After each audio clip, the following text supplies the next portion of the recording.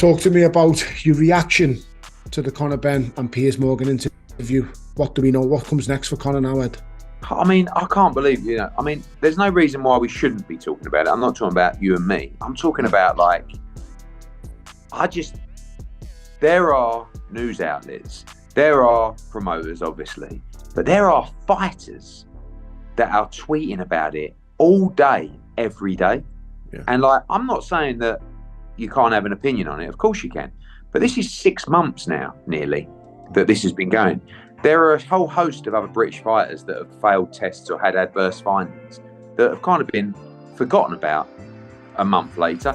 I'm not saying that should be the case either, but Conor's a very emotional kid. It's very difficult for a young fighter who has had the time that he's had to go on and have a debate with Piers Morgan. I mean, I didn't advise that. And I've not really given him any advice during this process because in some respects, he's on his own, and he's felt very passionately about his position.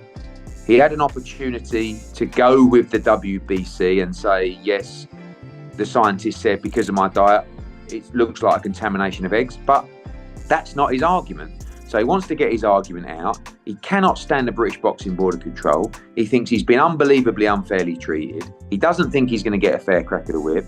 But the reality is we have to start those conversations with the British Boxing Board of Control because we want him to fight in the UK. It's not a case at the moment. He's got illegal proceedings that will begin with the British Boxing Board of Control.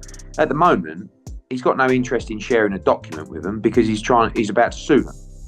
So it's like that. To be honest with you, it is a bit of a mess, and I'm kind of I can't wait to announce his fight because that's what I want to get on with. And Conor, he's extremely emotional. Yeah. He needs to calm down. He needs to focus on his boxing. And unfortunately for him, people will have their views, and many, probably mostly, will think he's guilty. And there's nothing he can do to change that because the egg stuff come out. Well, he didn't even say that. People say, oh, he did. He said it was in his diet. No, he was asked to provide his diet evidence to the scientists, the WBC scientists. And now people aren't even really reflecting on the fact that he's now saying, I never said eggs. Everything's, eggs. But it's like, you're never going to win. So forget about it. Move on. You've got the opportunity to fight. He has asked me to give him the biggest fight possible. And for me, that's Manny Pacquiao or that's Chris Eubank Jr. And, that's what I'm going to try and deliver for him. And that's going to be in June. What will be the logistics for them to fight at one in the UK, one obviously somewhere? No, I mean, I don't think he's going to be in a position to fight in the UK in May or June because that's a process we've got to go through with the board. Firstly, we've got to get Conor to calm down. Yeah. We've got to get the board to be sensible. And I've said it before, no one played this perfectly. But the reality is we are governed by the British Boxing Board of Control. They got the results of that test the same time we got the results of that test. They took 5 weeks to make a decision. And we said, let us, please, you're the governing body, you need to make a decision. 5 weeks later, 3 days before the fight, after we'd spent about £1 million in costs, they decided to make their decision.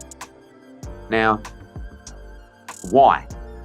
And I'm sick of getting the blame myself where contractually, if the board sanctioned the fight and Chris Eubank Jr. wants the fight to go ahead, which he did, then we can't do anything contractually. So we're waiting for a decision from the board and they take 5 weeks to make it. So there's been a lot of errors, but the rules, they don't acknowledge VADA testing. Now they want to acknowledge VADA testing. They should pay for it then. Well, exactly. I mean, we paid for all the VADA. Conor actually paid for the VADA testing. Yeah. He insisted on it. And so did Chris Eubank Jr. Yeah. So, none of it makes sense, but I just can't wait to announce his fight because we've got to move on. Has Manny Pacquiao agreed to it, Ed? He wants the fight. Manny Pacquiao wants the fight. And, it's an expensive fight. It's a great fight. It's a great fight. It's an expensive fight. And we're in talks with a number of countries to stage that fight at the moment. And Conor wants that. Conor wants Eubank, but that's personal now. It's not really. That's no longer like family. That's just. you know, that's security at every single event. in the build up last time, they didn't like each other, but it was kind of like a level of respect. Yeah, now it's just pure hatred. Yeah, so, it's nasty. but as a promoter, I like that fight, you know, and it would. You're joking. It's not Conor like you. Conor would give him the fight at 160, and it would be a tremendous fight. I agree, and it's one I think. Listen, no one foreseen the events that have unfolded, and no one wanted them to unfold.